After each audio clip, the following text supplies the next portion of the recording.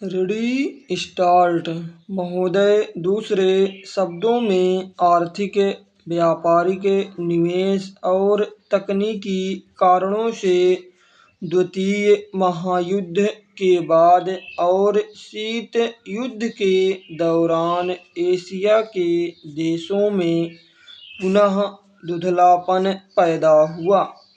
लेकिन यह बात सही नहीं है कि एशिया की संस्कृति और सभ्यता को पश्चिम के प्रभाव और आधुनिकतम तरीकों ने नष्ट कर दिया।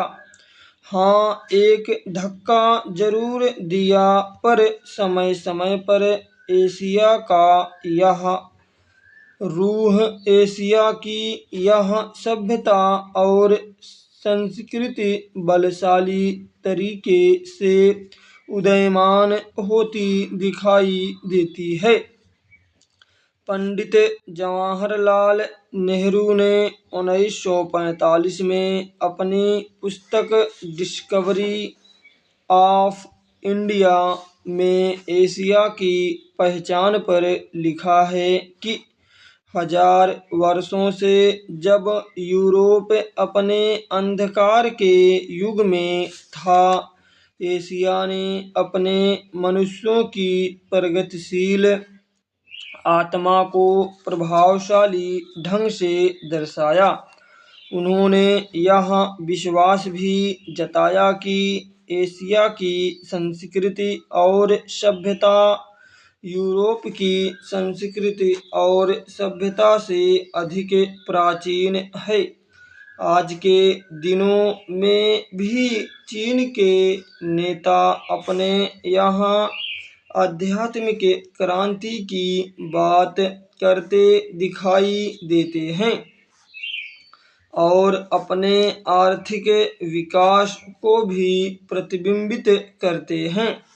मलेशिया के प्रधानमंत्री भी बड़े गर्व के साथ मलेशिया के रास्ते की बात करते हैं और आधुनिकता और पारंपरिक संस्कृति के मिश्रण से मलेशिया का विकास करना चाहते हैं। भारत के प्रधानमंत्री भी मध्य मार्ग की बात करते हैं, जिसको वे भारत का पारंपरिक विचार कहा करते हैं। वियतनाम के यशस्वी नेता भी साम्यवादी विचारधारा को पारंपरिक सहिष्णुता के अनुसार ढालना चाहते थे। एशिया के इन सब नेताओं की समय समय पर की गई घोषणाओं का वर्तमान संदर्भों में पूरा अर्थ लिया जाना चाहिए, जो एशिया की पहचान को नए सिरे से बनाने में सहायक सिद्ध हो रहा है।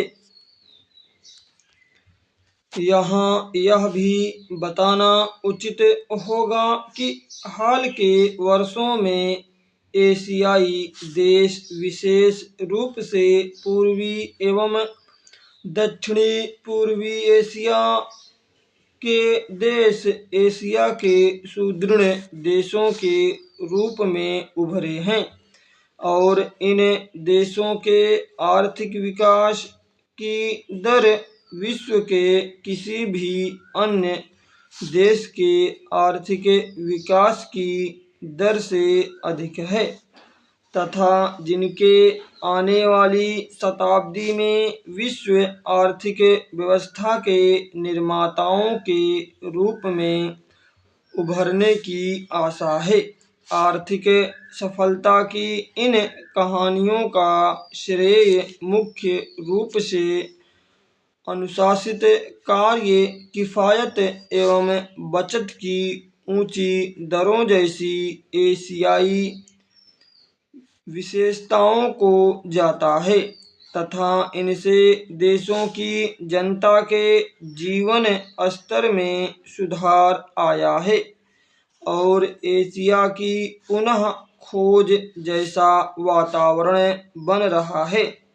एशिया के देशों में अब आपसी भाईचारे की भावना उभर रही है और इससे ये देश परस्पर निर्भर हो रहे हैं तथा शीत युद्ध के प्रभाव से मुक्त होते जा रहे हैं।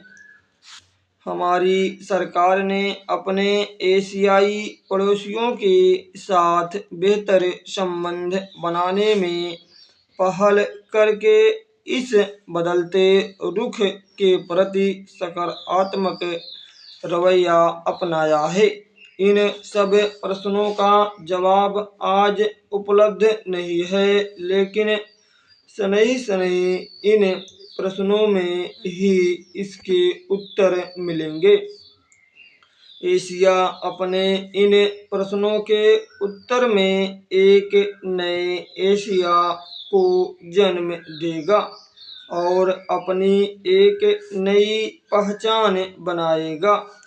यूरोप और अमेरिका के आधुनिक औद्योगिक विकास में फर्क नजर आता है। स्टॉप।